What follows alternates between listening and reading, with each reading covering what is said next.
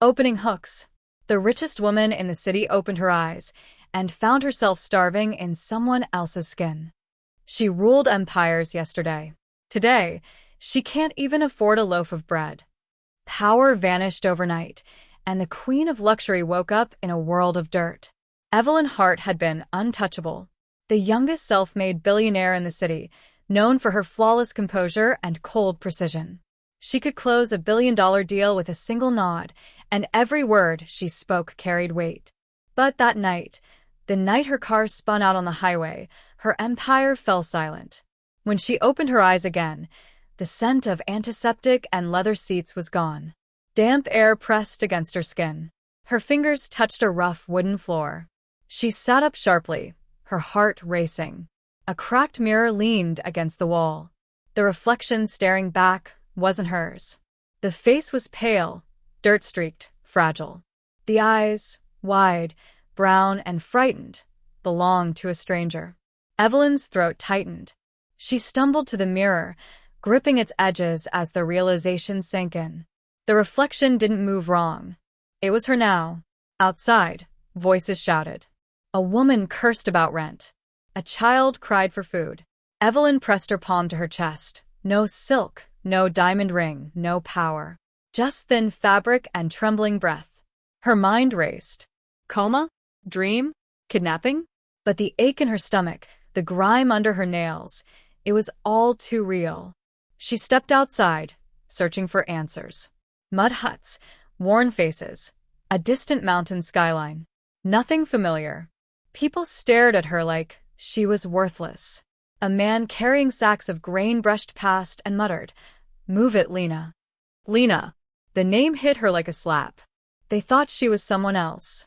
She tried to speak, to assert herself, but her voice cracked, small and weak. She stopped. Who would believe her? Evelyn Hart, the billionaire, trapped in a body that no one respected. For the first time, she felt invisible, powerless.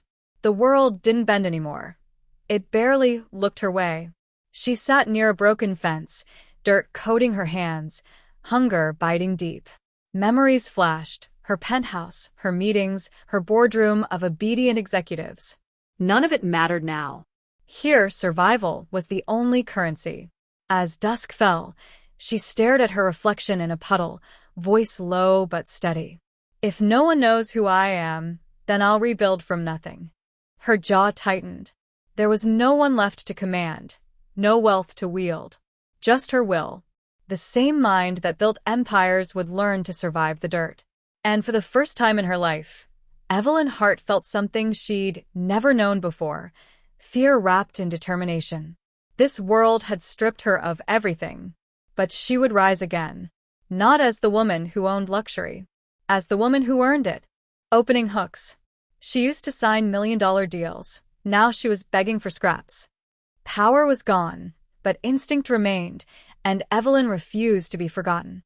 They saw a poor girl. She saw a system waiting to be rebuilt from the ground up. Days blurred into hunger, exhaustion, and disbelief. Evelyn learned fast. No one cared who she used to be. In this world, names carried no weight. Only effort did. Her new body was weak, frail, untrained for labor, but her mind was still sharp. She watched people barter wild plants for bread, trade scraps for oil, and waste resources out of ignorance. Every small detail registered. The way one woman dried herbs in the wrong light, the way another boiled roots too long and lost their value, tiny errors that cost them survival. Evelyn saw opportunity where others saw only misery.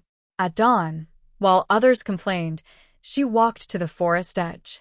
She observed which plants animals avoided, which grew near water, which repelled insects. Her old life had taught her one rule: information is wealth. Now, she was collecting it leaf by leaf. By the third day, she tried something new. She gathered wild greens most avoided, crushed them with a rock, and let them dry in the sun. Then she cooked them over low heat, blending them with crushed seeds. The result didn't taste like much, but it smelled richer, fuller, like meat. The neighbors laughed when she offered a bite. "You think weeds can feed us?" one scoffed. But when they tasted it, their eyes widened. The flavor was deep, almost savory. Word spread fast. The next morning, people came asking how she did it. Evelyn didn't brag. She simply said, "Pay attention. The world hides abundance in plain sight." That phrase became a whisper through the village. They started calling her the strange girl who cooked grass like a queen. But Evelyn didn't stop. She began organizing. She showed them how to store food better, how to identify edible roots, how to dry herbs for healing. Quiet leadership emerged naturally. They followed not because of her status. None knew her past, but because her results spoke louder than pride. Still, she noticed the looks, envy, suspicion. In every group, progress draws shadow. A man from the trading post began asking too many questions, watching her too closely. He'd seen people rise before and made sure they didn't stay risen. Evelyn knew danger when it circled. She'd seen it in corporate boardrooms dressed as smiles. Now it wore torn clothes and false praise. She looked him dead in the eye one evening and said softly, "If you plan to steal what I build, remember, I built empires before you learned to count coins." And though no one knew who she truly was, that moment reminded her, power wasn't in money, but in the ability to adapt and lead when no one expects you to. Opening hooks. Power attracts envy, no matter how small the empire. She fed the hungry, and they began to whisper her name and plot behind her back. When you rise from nothing, someone always wants to drag you back down. Evelyn's food experiments had changed everything. What began as survival turned into transformation.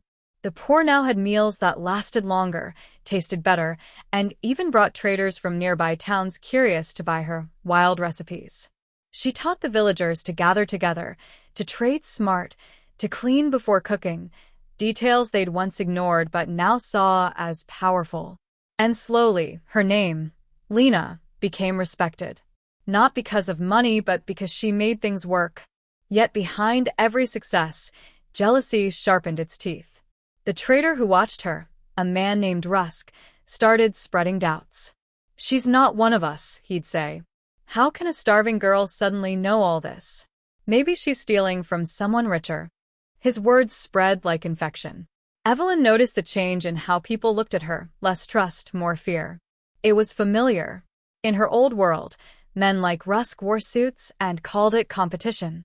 Here it was cruder, but the motive was the same. Control. Instead of arguing, she moved smarter. She began teaching only those who worked beside her, the ones who shared their food with others. She noticed small patterns, the ones who lied, who stored too much, who whispered when her back was turned. She mapped it all, silently. One evening, Rusk came to her fire. "You think you're clever," he said, smiling with too many teeth. "But clever doesn't last here." Evelyn met his stare calmly. "Neither does greed. I've seen it kill kings."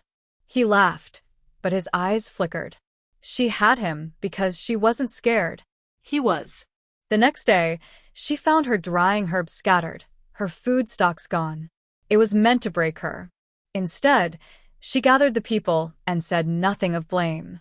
She simply worked harder. Within 2 days, she had replaced everything. Her resilience spoke louder than words.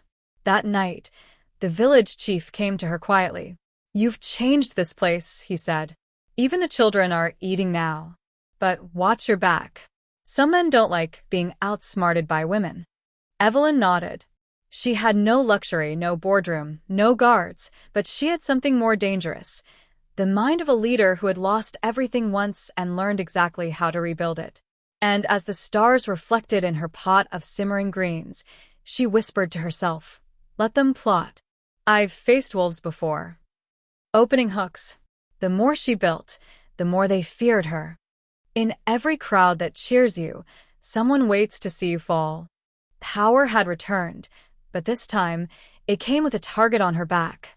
Evelyn's small circle of trust was growing, and so was her influence. The poor girl who once begged for scraps now taught others how to survive droughts, treat wounds, and trade smartly. The village was transforming, cleaner, stronger, richer. But progress always demands enemies. Rusk couldn't stand it. His trade business was shrinking, his influence fading. So he whispered a lie big enough to burn everything. He told the villagers that Evelyn was poisoning them slowly, that her herbs were meant to control minds and weaken men. At first, she didn't know. The stares, the silence, the cold shoulders crept in slowly. Then the chief stopped visiting. Her helpers quit. By the time she realized what was happening, she was alone again, surrounded by people she'd lifted from hunger. Old Evelyn might have fought back with words, power, or money. This version didn't have those weapons. She had only truth and proof. So she worked quietly, preparing meals for herself in public, eating first, staying calm. When the others hesitated, she kept going. Within days, the truth revealed itself. The ones who avoided her food grew weak. They'd been buying Rusk's grain, moldy and spoiled. The sickness spread among his buyers. Evelyn said nothing. When Rusk came shouting, accusing her again, she handed him a bowl of her own stew. "If I poison others," she said, "then be brave enough to taste what I eat." He froze, sweat glistening, unable to move. The people saw it. They saw fear, guilt, and lies, all in his silence. By evening, his entire operation collapsed. The chief returned, ashamed, apologizing. But Evelyn didn't smile, didn't celebrate. She simply said, "You believed lies faster than you believed what you saw with your own eyes." That silence hurt them more than anger ever could. Later, sitting alone by the fire, she looked at her hands, scarred, stained, but steady. The world she'd known once ran on money. This one ran on trust. And both, she realized, could collapse overnight if you didn't guard them wisely. Her quiet leadership had survived betrayal once again, but this time, it taught her the harshest truth. Power is never stolen once. It's tested over and over until you prove you deserve it. Opening hooks. The storm passed, but shadows never leave for long. When people can't break your strength, they go after your peace. She won the battle in the village, but the real enemy was watching from afar. As calm returned, traders from the nearby towns began to arrive. They'd heard of a poor village that turned weeds into feasts and hunger into business. The name whispered in every market was hers, Lena. They came offering deals, supplies, partnerships. Evelyn accepted nothing too quickly. Her instincts screamed caution. Each trader wanted profit, but one man stood out: clean boots, smooth talk, and a faint accent that didn't belong here. He called himself Darren, said he was a merchant from the capital. But Evelyn's eyes caught the details: soft hands, polished belt buckle, fine paper contracts. He wasn't a merchant. He was corporate. When he offered to buy her recipes and make her famous, Evelyn smiled faintly. "Fame feeds no one," she said, signing nothing. But inside, her pulse quickened. If he was from the city, it meant her world, the one she'd lost, was closer than she thought. That night, she overheard him speaking to Rusk, now desperate and broke. "She's not just a village girl," Darren said quietly. "She's dangerous. Smart. Someone trained her."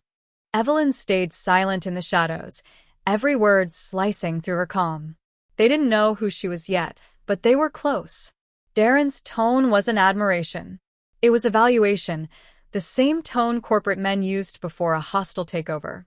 The next day, she gathered her trusted few and told them to watch the outsiders closely.